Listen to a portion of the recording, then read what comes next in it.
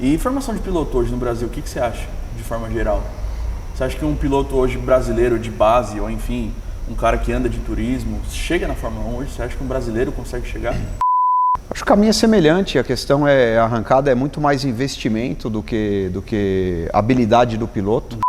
Maverick usou Opalas e tinha uma equipe de opaleiro lá, que acho que está até hoje, e os caras tomavam todas, cara, e uma vez na frente do box, faltaram respeito com meu pai nem tava, porque meu pai tinha um carro mais rápido que o deles, e o Ingo e o João Belli, que é nativo de lá, que sabia fazer, eu tava com o 16º tempo, eu não tive dúvida, eu fui no box do Ingo, bati, ô Ingo, prazer, Batistinha, primeira corrida minha aqui, cara, como é que faz o bacião lá que eu tô perdidinho, cara?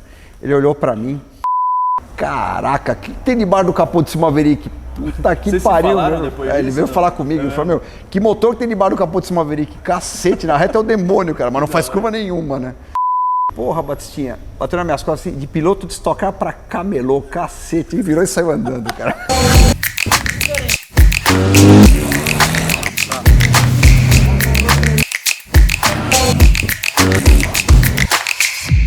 E aí galera, o 150 está no ar, sejam muito bem-vindos a mais um Papo de Pista by Lotus, hoje com o mestre Fernando Batista. Tudo bem? Recordista no último fim de semana, né? Ontem. Ontem? Ontem. Ontem pra nós, pra vocês, eu acho que faz um mesinho.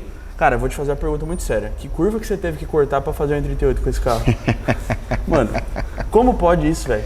Pode. Corvette é um carro muito bem resolvido, né? Muito chão. Acertando, legal. Tem que virar. Conta um pouco do que tem esse carro aí. Antes de se apresentar pra galera, conta um pouco do que tem esse carro aqui pra gente. É uma Z06, tá. 2007. É um carro que já tem uma distribuição de peso 50-50. Legal. É um motor 7 litros. E a gente preparou o motor. O motor saiu de 505 para quase 700 cavalos, aspirado. Tem um câmbio sequencial da NASA. Legal. Tem freio de carbono, mas o ABS é original dela, não é um ABS, não chega nem perto de um ABS de GT3, por exemplo, que é muito mais eficiente. Legal. E tem coilover, barra, enfim. O carro é montado, tem vidro elétrico, porta montada, tudo. Tem placa, não? Tem placa, dá pra andar na rua. O escapamento é meio barulhento pra andar na rua. Um pouquinho, né? Mas você já deu uns rolês no quarteirão aqui ou não? Vários. Tem cara que acha que moto é essa que sobe e gira tão rápido? Quanto gira esse carro? 7. 7 pau. A gente muda na pista 6,5 por aí. Ela vai 7, mas a 6,200 já começa a cair potência porque os tuchos são hidráulicos ainda. Legal. Né?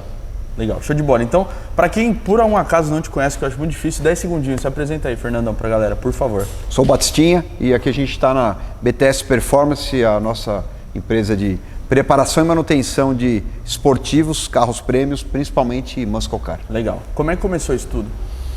Cara, eu praticamente nasci dentro da oficina do meu pai de restauração de carros antigos.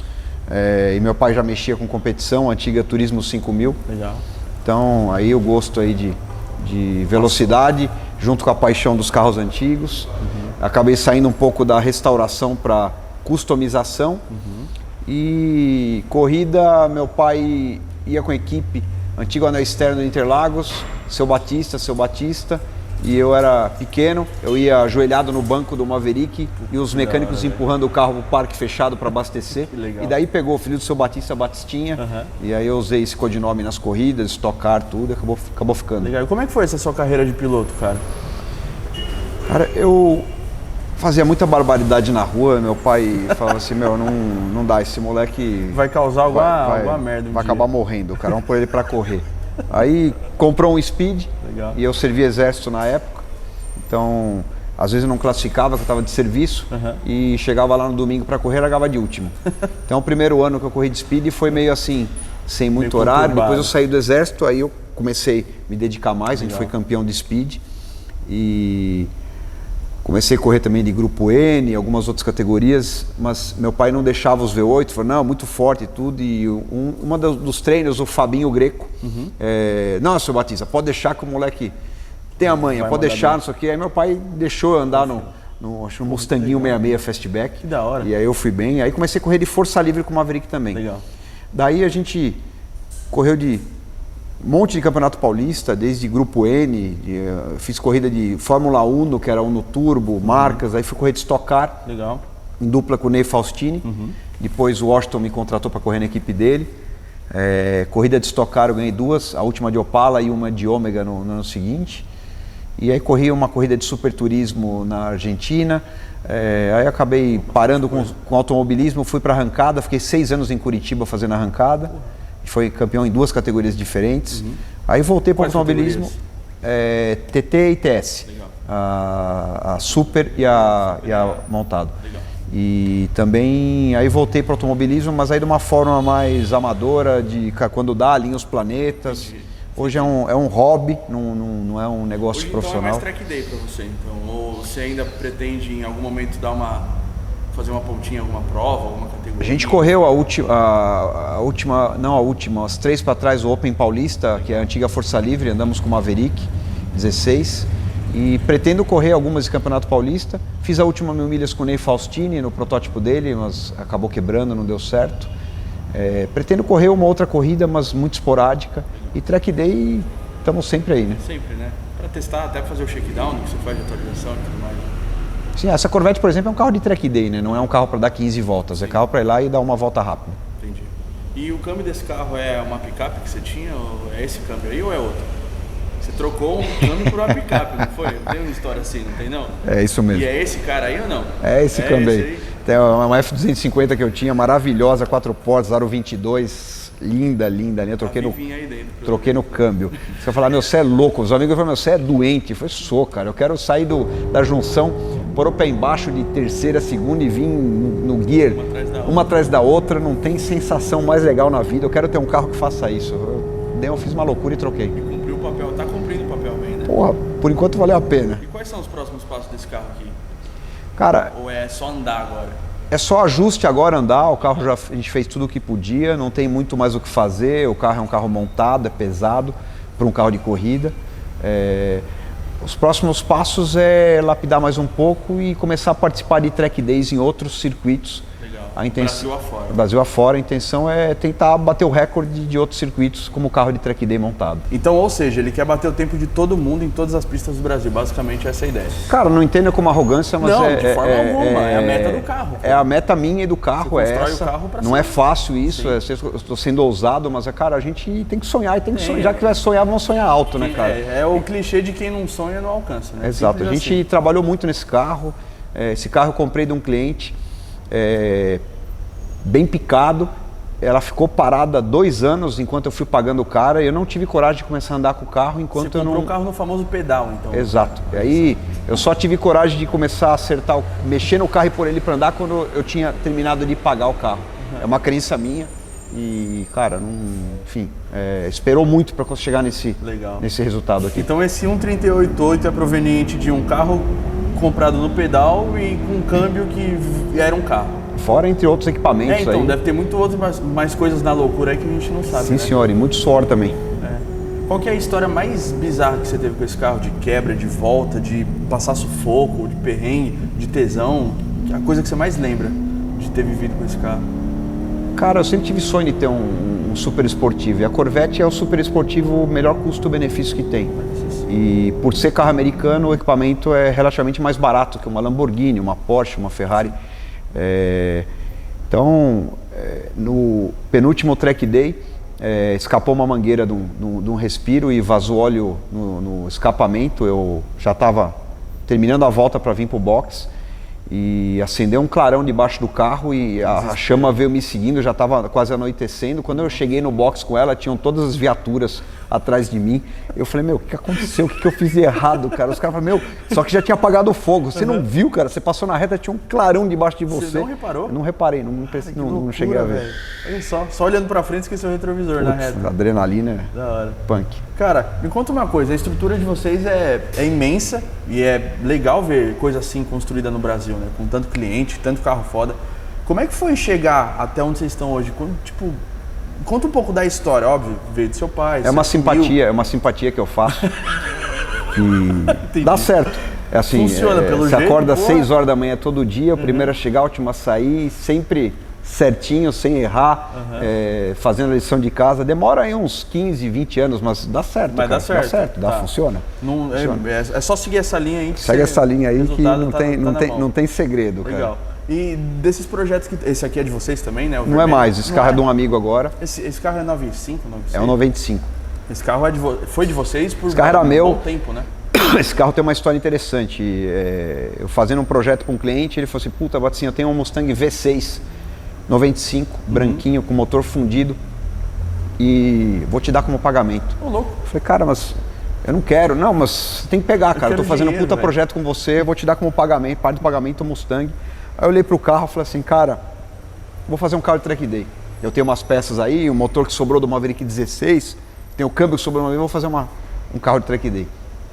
Comecei a montar tudo no carro. Quando acabou todas as peças que eu tinha, faltava metade dos equipamentos. Aí eu saí comprando, demorou, óbvio. Montei o carro e fui pro track day. Aquela primeira metade que eu achei que eu tinha começou a quebrar. E foram 7 track days quebrando. Eu fui trocando até chegar nesse nível. Aí o carro ficou legal. É um carro que chegou a virar 1,44 e 7 Interlagos. É um carro semi-montado, tem vidro elétrico, mas dentro não tem mais banco, nada. Sim.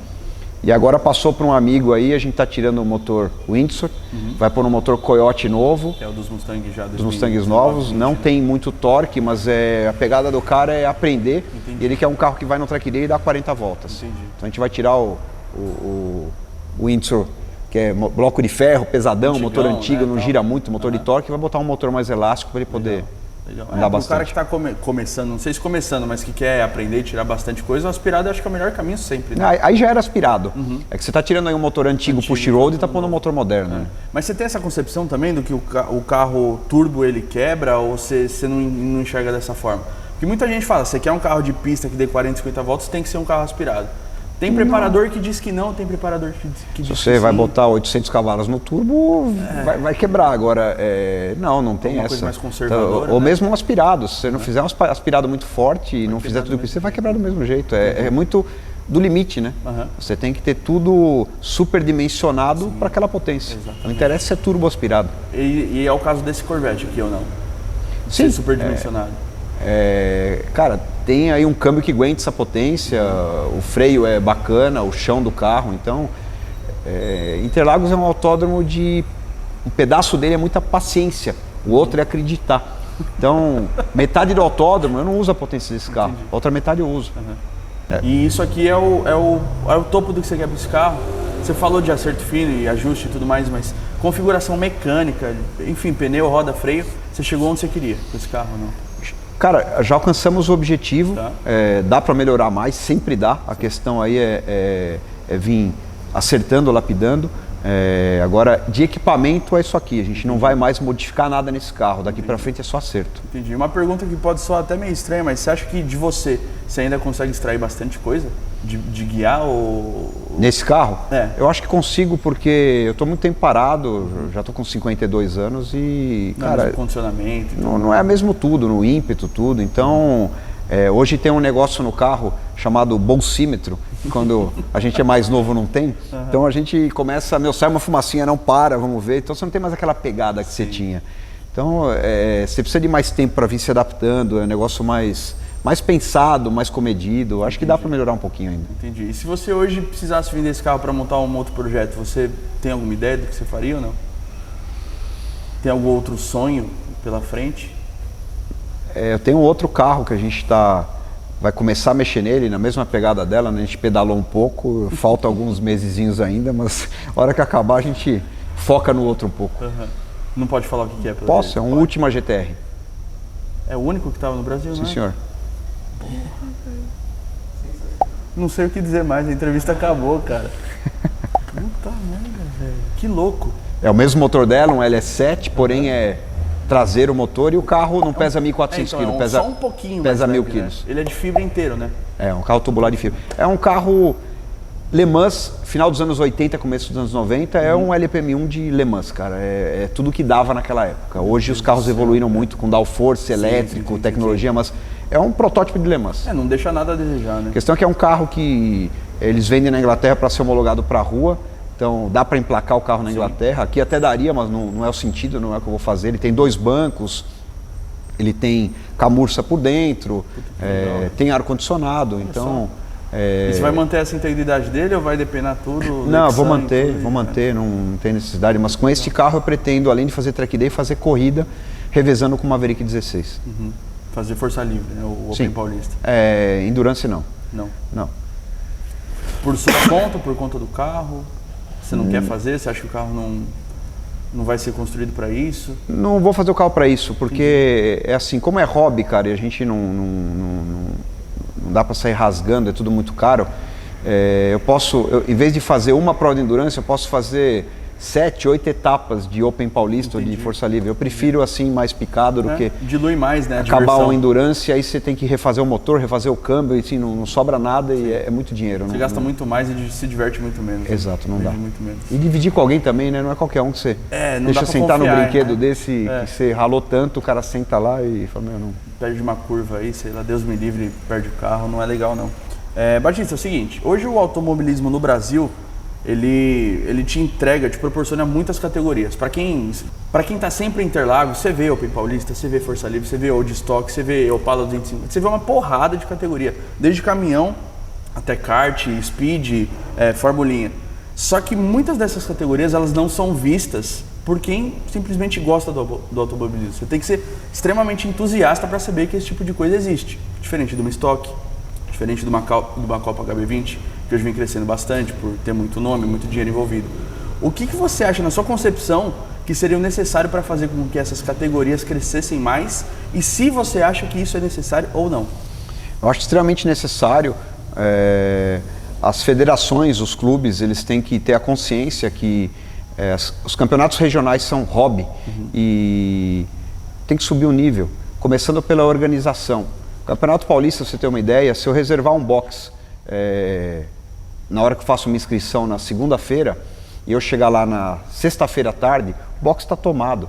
E aí você tem que quase sair no tapa com o cara. Cara, desculpa, é que nem no cinema, você reservou a cadeira 23A, chega lá tem que estar livre. Sim. E aí você vai falar com a organizadora fala assim, pô, então fica no outro ali. Não dá. Ninguém tá lá desde terça-feira montando um box. A gente trabalha até sexta, às vezes a gente vai só no sábado, não vai nem no treino da sexta. Se chega lá no sábado, alguém está no teu lugar. Isso é uma falta de respeito absurda com quem está pagando uma inscrição. Então tinha que começar com organização. Menos política, mais organização, mais respeito com quem está indo lá dar show, gastar dinheiro. Isso faz com que o cara se motive aí. Eu já pensei algumas vezes no Campeonato Paulista de desistir, porque falei, cara, não venho aqui para fazer política, não venho aqui para brigar. Outro dia eu fui com o Maverick, numa das as últimas corridas que a gente foi, e eu estava no box, o parque fechado era atrás do box. Fazia muito tempo que eu não ia. Esquecemos de levar o carro no parque fechado. Os caras me desclassificaram, puseram para largar em último. Meu Deus, que bizarro. Eu falei, cara, mas estava ali, era só você ter falado, Batistinha, parque fechado. A gente esqueceu, não foi maldade. Põe para largar em último. Cara, é um negócio assim, tá, tudo bem, tem regra, mas a impressão que eu tive é que, cara, já que o cara tem o poder, ele vai sair martelando para mostrar que tem poder. Cara, cadê a parte construtiva? Cadê, vou te advertir verbalmente, se na próxima você esquecer, eu vou te punir. Não tem isso. O cara vem e pune. E é um punimento assim que você fala, é só para mostrar que tem poder. A troco de nada. A troco de nada, não precisa. Não está valendo $1 milhão, ninguém tá, é um troféu de plástico que você ganha. Não precisa ser dessa forma. Então, os próprios comissários esportivos, técnicos, cara, tem que ter mais orientação, tem que conversar, não chegar e só punir. Óbvio, tem muita gente que vai para o caminho errado, vai andar fora do regulamento, mas, cara, tem que nivelar por cima, tem que organizar. Tem que ser um negócio de você chegar lá e ter prazer de participar daquele evento. Aí tem que começar a divulgar um pouco mais. Eles não fazem trabalho nenhum de divulgação. Poderia divulgar em vários meios. Sim, hoje a gente tem um presidente da República que foi eleito pela mídia social. Então vai falar para mim que não dá para divulgar o automobilismo. A Stock Car, quando ela divulgava na Globo, encheu o autódromo. Você tinha que sair divulgando desde quarta-feira para encher o autódromo no domingo. Não precisa mais isso. Hoje com a mídia social o alcance vai longe. Só precisa ter estratégia. Sem estratégia... Você não precisa nem de tanta grana quanto antes, né? Para anunciar numa Globo, com 1/10 disso você consegue fazer uma divulgação nem 1/10, boa. é 1/100 disso. É ridículo. É só fazer uma estratégia, uma divulgação e começar a encher. Faz premiação, enfim, dá para fazer muita coisa. Inserir pequenos patrocinadores, um prêmio em dinheiro, um prêmio para arquibancada, enfim, mas você vai lá, não tem nem o cara do amendoim mais na arquibancada. Eu lembro quando eu corria mais Interlagos direto, tinha meia dúzia de gato pingado e um tiozinho que vendia amendoim há anos em Interlagos. Nem esse cara tá mais lá. É uma pena, né? Você desencoraja todo mundo a viver isso, né? A viver o sonho. Exato. Agora, nas categorias mais de cima, tem televisão, tem um organizador da categoria, é um negócio muito mais profissional, como a Porsche Cup, como a Stock Car, como a própria Fórmula Truck. Então, é diferente. Sim. Tem toda uma estrutura por trás. Agora, no Paulista, não. No Paulista, parece que é um Deus os acuda. Tipo assim, cara, faz inscrição aí, se enfia lá no box, qualquer lugar e passa boiada. Sim. Passa boiada. É triste isso. Sim. Uma visão que eu tenho, pode até soar polêmica, primeiro que eu não sou piloto, não tenho informação nenhuma, só sou entusiasta. Mas é comum hoje você ver essas categorias, Porsche Club, Império, enfim, tem uma porrada de coisa que você vê muito piloto bom pra caralho andando, mas você vê muita gente que tá lá porque alguém botou grana pra ele estar lá e ele tá se divertindo. Então isso não pega mal pro automobilismo, de certa forma? Não, faz parte. Eu acho que você vê muitas categorias que tem duplas, é o piloto que paga o que é dono do patrocínio e o outro que é o mais rápido para equilibrar. Entendi. Faz parte. Automobilismo é um esporte que precisa de dinheiro. Não adianta vir com essa utopia de que, vamos fazer categoria de base que não gaste. Por mais que não gaste, você gasta. Uhum. É pneu, é combustível, é inscrição, é mecânico, enfim, é tudo. Não tem como. Faz sentido. É um esporte caro. Não é um atleta que sozinho ele pode ir para uma academia, se esforçar, ir lá e bater um recorde. Ali depende de muito mais coisa. Né? Muito mais. Você não ganha corrida como piloto, precisa de um carro. Sim. Carro, mecânico, equipe, diretor e tudo mais. E formação de piloto hoje no Brasil, o que você acha, de forma geral? Você acha que um piloto hoje brasileiro de base, ou enfim, um cara que anda de turismo, chega na Fórmula 1 hoje? Você acha que um brasileiro consegue chegar? Muito pouco provável, né? Acho que quem quer chegar na Fórmula 1 tem que ter condição de ir para a Europa logo cedo e começar nas categorias de base lá. Aqui é ao contrário, aqui você vê uma das categorias que é a Stock Car, você vê ela herdando pilotos que sobraram da Fórmula 1 e outras categorias, e aí a categoria é bacana, tem esse piloto de Fórmula 1 que você via na Fórmula 1, mas só isso, não tem, o outro sentido não tem. E por que você acha que isso acontece? É por conta literalmente de grana ou tem muito mais coisa envolvida em relação a isso? Há muito mais coisa envolvida, né? Muitos erros, assim como você vê algumas administrações de times de futebol ou a própria organização de um país, um governo, não dá para culpar alguém, né? Isso aí é um sistema que vem errado desde lá de trás. Sim, não tem como corrigir de uma hora para outra. Não tem. Tem nem como corrigir a longo prazo, quem dirá de uma hora para outra, né? Saindo do circuito total, de formação de piloto, de construção de carro, de participação em equipe. A arrancada, você já foi piloto por 6 anos, né? Isso. Foi campeão 2 vezes. Você acompanha a arrancada hoje? Não. Não acompanha. Mas alguma coisinha em mídia social, quando alguém bate um recorde, tudo aparece, mas eu não acompanho muito mais não. Tá, mas basicamente o conceito da arrancada não se mudou desde então, desde que você foi campeão, acredito eu. Como é que você enxerga o futuro de um cara que começa na categoria de base da arrancada até o fim da carreira dele, em relação ao que a gente já falou de um piloto de circuito, enfim? Acho que o caminho é semelhante, a questão a arrancada é muito mais investimento do que habilidade do piloto. Uhum. Precisa ter coragem, os carros hoje estão muito rápidos, às vezes a arrancada parece que não é arriscado, é muito arriscado, é mais perigoso do que... Para mim, andar num carro de arrancada forte é muito mais perigoso do que você andar no circuito de Interlagos. Interlagos tem área de escape, tem soft wall, tem muita coisa. A arrancada é um esporte perigoso. Os carros são muito fortes hoje. A descarga de adrenalina na arrancada é muito maior, né? Você tem que pensar em muito mais coisas ao mesmo tempo. Você tem um período muito curto para ter uma reação boa, enfim. Interlagos, você der uma erradinha numa curva aqui, na outra ali você capricha mais, você não perde a volta. A arrancada você deu uma meia piscada, acabou. Realmente, são 10 segundos de uma concentração absurda. É muita adrenalina. Legal. E como é que foi a sua experiência como piloto de arrancada? Você parou porque não gostou? Foi caminho da vida mesmo? Eu tinha começado com arrancada em Interlagos, na época de Expedito Marazzi, era na Bandeira ainda. Quando eu comecei a ter contato com os V8. E aí eu corri de carro, de circuito, tudo. Depois acabei voltando para arrancada, por uma questão de eu ter parado de correr de Stock Car. Então, enfim, não era mais para seguir carreira de piloto e a arrancada era mais fácil, mais barato. Uhum. Então a gente foi para arrancada, eu andava numa categoria intermediária, não era uma categoria de dragster, nada. E meu pai que sempre fez o carro, sempre gostou. E muito pelo meu pai de fazer o Maverick de arrancada e do jeito que ele podia, na unha, sem recurso, tudo. E numa categoria que fazia diferença ele fazer isso. Uhum. Então, fui muito pelo meu pai de participar da arrancada. Gostava de ir, acabei levando um programa da Discovery, um Rides Latinoamérica, que a gente caiu no nosso colo, a gente levou para a arrancada. E foi até engraçado na época, porque quando a gente foi gravar lá, a gente fez um carro para isso, na categoria de baixo, e todo esquema, a produtora lá, com aquele monte de equipamento, e os caras da arrancada tirando sarro. Sério? Sério, meu, tipo assim, ó, puta, playboyzinho, olha lá, bonitão, né? Cara, é um negócio que... Aí chegou uma hora, eu falei, puta... não é pra mim. Meu pai, a gente disputava Maverick os Opalas, e tinha uma equipe de opaleiro lá, que acho que tá até hoje, e os caras tomavam todas, cara, e uma vez na frente do box, faltaram respeito com meu pai nem tava, porque meu pai tinha um carro mais rápido que o deles, e... Cara, uma coisa assim, cara, pega a gente na flor da emoção e acabar virando uma baixaria que não tem, não quero isso pra minha vida. Não tem cabimento. Aí nessa ocasião eu falei, puta... Foi aí que você resolveu se desligar. Vamos parar, eu não quero mais esse esporte, não quero mais fazer isso. Entendi. Nunca me trouxe um cliente, nunca me trouxe nada, eu fazia porque eu gostava, começou a chatear, eu não quero. E aí, como a gente sempre andou na frente quando a gente andou, é muito bacana você ter um rival. Mas você não precisa querer cortar a cabeça do rival e pôr na bandeja, nem arrumar uma guerra. O rival, às vezes, é a coisa mais importante que a gente tem na vida.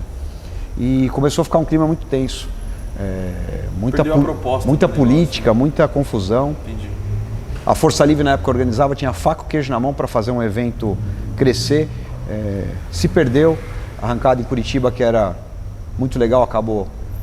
Falta de pista também no Brasil. Sim. Acho que hoje com a pista do Grandão, mais Velopark, tendo mais pistas, é um esporte bacana, dá para crescer, dá para profissionalizar, tem carros muito bacanas, muito bem feitos. Precisa de habilidade sim para guiar um carro de arrancada, o cara tem que ter sangue frio, sim, concentração, tudo. Mas não é um esporte que eu quero voltar. E como piloto, você conseguiu trazer alguma coisa da arrancada para o circuito? Qualquer técnica que tenha sido, que tenha te agregado, enfim, como piloto, no fim das contas, ou você acha que nada deu para trazer? Cara, eu acho que é tudo um conjunto, né? Não tem... você está na arrancada brigando por milésimo de segundo. Uhum. Na pista, se você brigar por um milésimo de segundo em cada curva, no final da volta você foi um segundo mais rápido. Uhum. Então, piloto é assim, você quer melhorar cada detalhinho, tá tudo coligado, não é para falar, não, a arrancada não tem graça. Não, tem graça sim, é muito interessante, é muita adrenalina num momento muito curto. Uhum. E você tem aí, durante uma etapa, 2, 3 chances de ir lá e tentar melhorar. É um negócio bacana. Legal. Então, as experiências são bem diferentes, né? Bem diferentes. E outra coisa, você como piloto, você sente falta de ter vivido alguma experiência, seja andar num Fórmula 3 ou num Fórmula... Tem alguma coisa que você queira ter vivido que você não tenha vivido ainda? Experiência de guiar de um carro, de uma pista? Cara, acho que só pista, de piloto não. Eu comecei tarde, comecei a correr com 18 anos, eu teria que ter começado mais cedo em kart, em fórmula, para poder seguir uma carreira realmente de piloto. E sempre fui pro caminho de carro de turismo. Tanto é que quando eu começo a pegar carros mais eficientes, eu tenho que me adaptar. Eu não estou acostumado com carro que é muito eficiente. Sempre foi Mavericão, motor V8 e aquela folga na direção. Cara, é raiz mesmo. Legal. E hoje, com esses carros mais rápidos, você tem que se adaptar novamente. Não tenho mais vontade de carros diferentes. Acho que esse Ultima GTR é um carro que eu estou muito curioso para andar, mas acho que tem que ter paciência, porque é um carro que eu vou revisar inteiro, conferir tudo, porque não é brincadeira um carro rápido desse. E depois as pistas por aí de ir andar nos track days, uma corrida fora que tiver, enfim, por aí. Fora que o último é outra tocada, né? Você vai entrar num outro conjunto que você vai ter que basicamente reaprender a guiar esse carro, né? Eu não tenho dúvida disso. E você tem medo disso? Não. O dia que tiver medo tem que parar, né? A gente só fica mais maduro e assim, quando você sente um cheiro de óleo, um vazamento, alguma coisa errada, você fala, puta, vamos parar no box e estudar o que e verificar o que é, né? Quando era novo, você vai acelerar sem a roda, saindo fumaça, você... Parafusa menos, vai que vai. Batista, vamos sair um pouco desse lado polêmico, política, experiência e tal. Me conta uma história que você tenha vivido, estoque, qualquer coisa. Enfim, conta alguma coisa que você acha que é muito forte na sua mente, que você acha que vale a pena relembrar isso aí. Cara, tem várias historinhas. Uma história que me marcou muito e é um cara que eu sempre fui fã dele, seu Ingo Hoffmann. Primeira corrida minha em Cascavel, eu corria com o Ney Faustini E tem o Bacião lá de Cascavel, que ninguém sabia fazer direito, só o Ingo e o João Belli. É o Rouge do Brasil, né? Ou não? O Ingo e o João Belli, que é nativo de lá, que sabia fazer. Eu estava com o 16º tempo. Eu não tive dúvida, eu fui no box do Ingo, bati. Ô Ingo, prazer, Batistinha, primeira corrida minha aqui. Cara, como é que faz o Bacião lá, que eu tô perdidinho, cara? Ele olhou pra mim, falei, agora ele vai me xingar, né, cara? Não, puta, ele chegou pra mim, Batistinha, você faz assim, assim, assim, assado. Deu a receita, velho. Eu fui lá e fiz o 8º tempo. Você tá cara, eu admiro muito esse cara. O que ele me ensinou? Ensinar, eu ensino. Se o cara tem capacidade de fazer, é outra coisa. Isso eu tomei como lição pra mim, é um cara que eu admiro muito e aprendi muito com ele. É um cara extremamente preciso, um ser humano fora da curva. Todos os caras que eu corri junto, é um cara que eu respeito. Você leva pra vida. Exato. Me conta mais piloto aí que você tem um respeito absurdo. E alguma história envolvida também. Cara, enfim, tem vários aí, mas enfim. Uma vez, uma 1000 milhas correndo com o Maverick, o Nelson Piquet estava com uma M3, widebody, fortona, tudo, e eu fiz a junção com o Maverick era ruim de chão, cara, absurdo. Tinha um motor 351 na época já, andava bem de reta, e eu saí da junção, o Piquet veio atrás de mim com a M3, quando chegou no café, eu falei, não vou tirar o pé, né, cara, e o carro era muito ruim, o carro deu uma de lado, o Piquet viu o Maverick de lado, acho que ele pensou, esse cara vai... ele tirou o pé, aí eu endireitei, ele deu o pé e pôs do lado. Quando ele pôs do meu lado, eu acelerei o Maverick junto com ele com a M3 e o Maverick abriu dele assim, ó. Caralho, que foda, cara, velho. aí chegou lá nos 150, eu brequei, ele brecou lá nos 50, passou. Tinha mais freio, mais chassi, né? Mais tudo, aí depois no box, ele falou assim, caraca, o que tem debaixo do capô desse Maverick? Puta que pariu, meu. Ele veio falar comigo, ele falou, meu, que motor que tem debaixo do capô desse Maverick? Cacete, na reta é o demônio, cara, mas não faz curva nenhuma, né?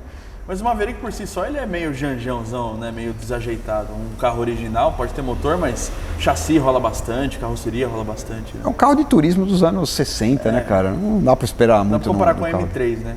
Não, ainda mais a M3 na época era nova, né? Sim. E aí outra história não tão legal, mas quando eu parei de correr de Stock Car, meu pai estava com dificuldade na oficina e tinha a feirinha de pulgas ali no Pacaembu. E eu tinha uma picape, peguei todas as pecinhas dele, eu tinha parado com corrida e levei lá para essa feirinha, pus a lona no chão e pus as peças lá para ajudar ele a vender e tudo mais. E ia toda terça-feira à noite, eu ia nessa feira tudo. Aí veio um piloto do Paulista que andava comigo, que tomava pau sempre e olhou aquilo ali, olhou, falou assim, porra, Batistinha, bateu nas minhas costas assim, de piloto de Stock Car pra camelô, cacete, e virou e saiu andando, cara.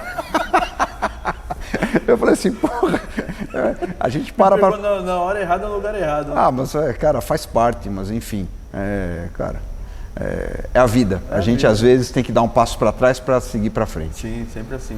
Isso enobrece a alma, né? A gente como pessoa, ser vivo e tudo mais. Sem dúvida. Batista, muito obrigado, cara, valeu pelo papo, muito obrigado por receber a gente aqui. Queria agradecer ao Dani da Lotus e a Lotus de forma geral por patrocinar esse quadro. Uma vez por mês, todo último domingo do seu mês, às 6 horas da tarde, você tem esse papo gostoso aqui, tranquilo, enfim. Você toma a sua cervejinha como seu amendoim para ouvir a gente, fechou? Então, muito obrigado mais uma vez. Obrigado. Tamo junto, galera. Valeu, falou. 150 é nóis. Fui!